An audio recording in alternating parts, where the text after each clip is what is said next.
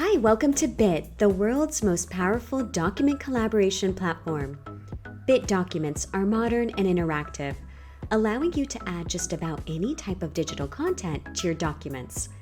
In this video, we'll show you how you can easily add Airtable Kanbans into your Bit documents. Go to the Airtable platform and click on the Bases tab on the left side of the navigation bar. Locate and open up the Kanban you want to embed.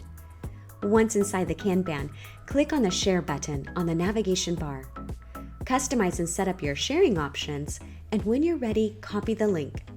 Now head over to Bit.ai and open up a Bit document. Click on a blank line and paste the web link.